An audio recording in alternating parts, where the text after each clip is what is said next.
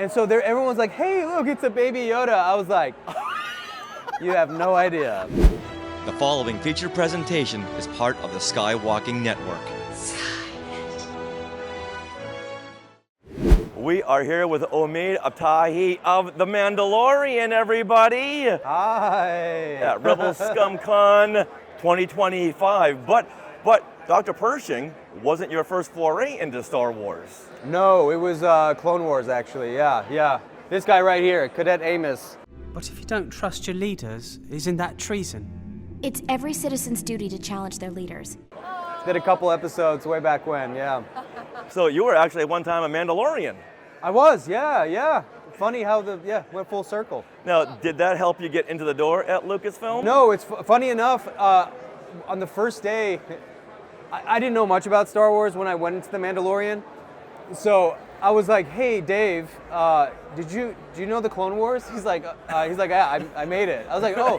I was like, did you know I was in it? He's like, no. And so him and his assistant looked it up, and they're like, sure enough, they had no idea I was in Clone Wars.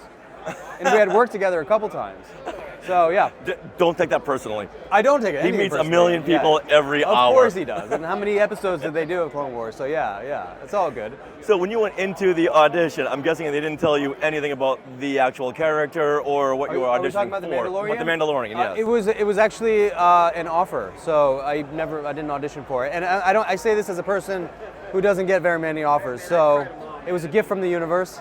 I hadn't seen Star Wars when I got The Mandalorian. Sorry, no offense. And so when I got the part, I watched the entire catalog of movies, just as any actor would do, to do the research.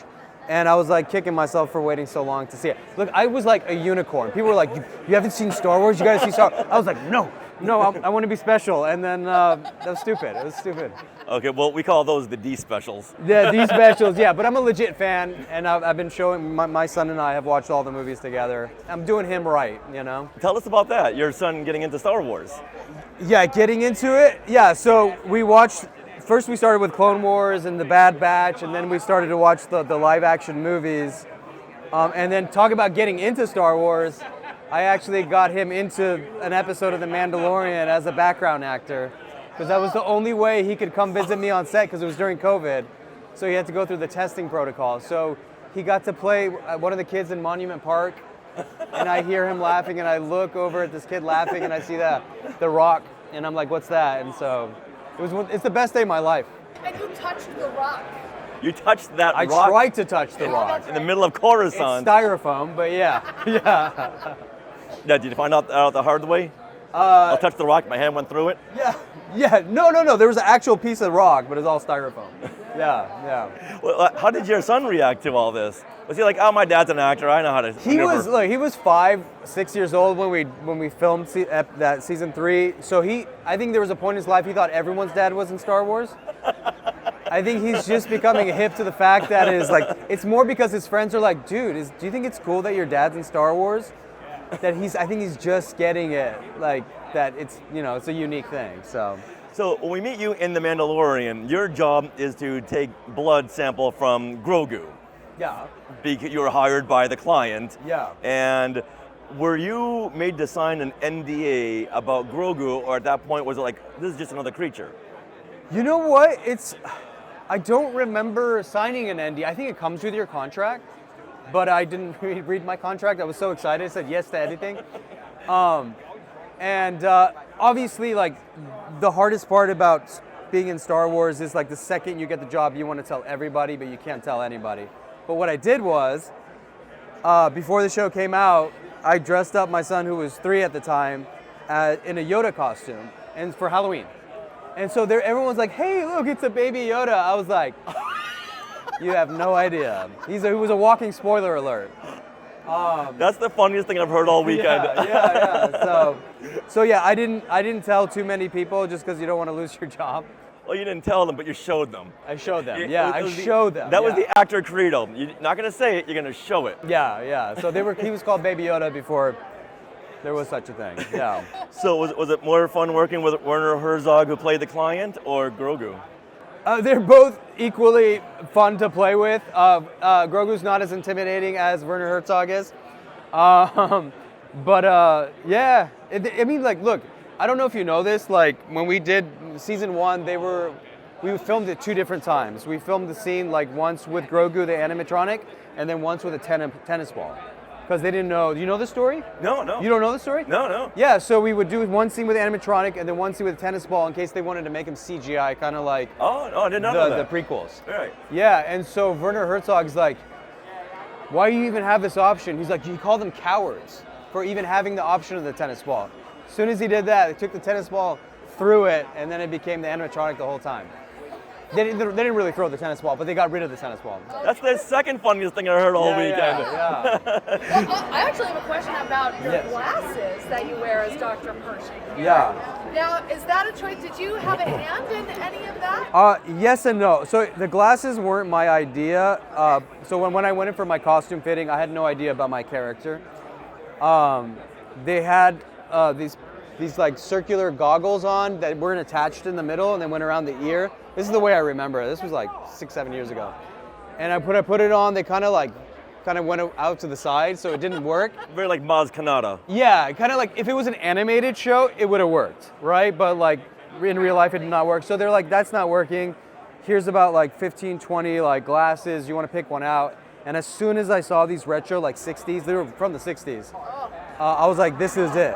And as soon as I put it on, I felt like the character. Yeah, look at this. And they were prescription too, thank God. Now, do you know this? You're the second Star Wars character to ever be on screen live action with glasses. You know what? I just had a conversation with someone. Yes, because you're talking about Ewoks, right? Oh, this guy's good. This Yeah, guy's no. good. But this guy clarified it. He's like, he's no longer canon, that first guy. Because once Disney bought the franchise, they said if it wasn't in the movie theater, then it's not canon. However, that was in the movie theater overseas.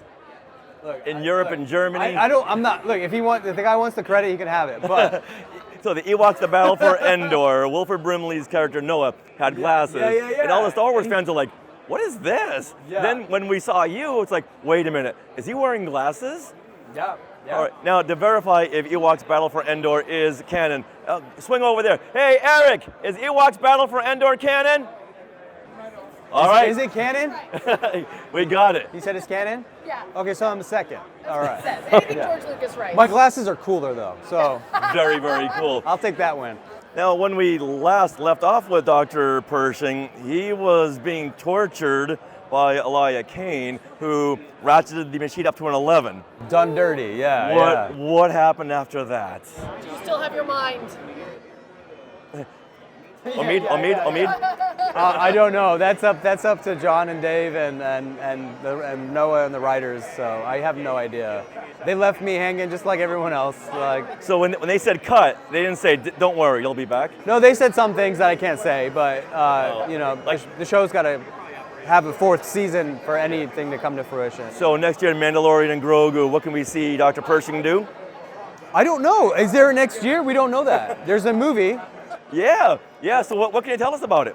Can you pull out a call sheet? I can tell you nothing about it because I don't know anything. We're just as clueless as everybody else. They don't look. I was like that episode. They only give you your lines. I don't even get the episodes. Like the whole the script. sides. It's just my lines. Yeah. So I would do in premiere, like the interviews for the premiere. They're like, what's Mandalorian about? I was like, I have no idea. I just know my lines. That's it. So Every once in a while, we'll try to get someone to break.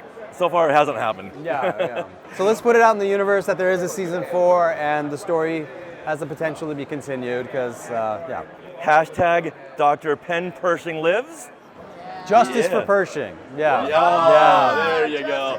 Down with Elijah Kane. Yeah. I love her in real life though. Yeah. Oh, okay, we'll have to cut that part. Next time we watch the scenes, like, oh, they love each other. We do love each other. Yeah. Okay, so to wrap it up, what do you think of Rebel Scum Con 2025 here? It's been great. It's a great Star Wars centric convention, and the people have been lovely. The people who run this have been lovely. So it's been an overall great experience. Yeah. And Boonta Eve the other night? Boonta Eve was awesome. Hot and sweaty, but awesome. Yeah.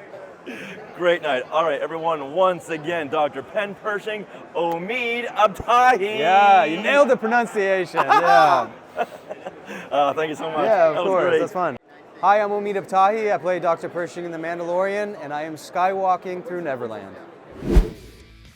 Hey, look at those names to the left. They are part of the Skywalking Force, our Patreon. Become a producer yourself and check out all the Disney Plus themed bonus content available depending on the level you subscribe. Become a member of the elite Skywalking Force at skywalkingforce.com.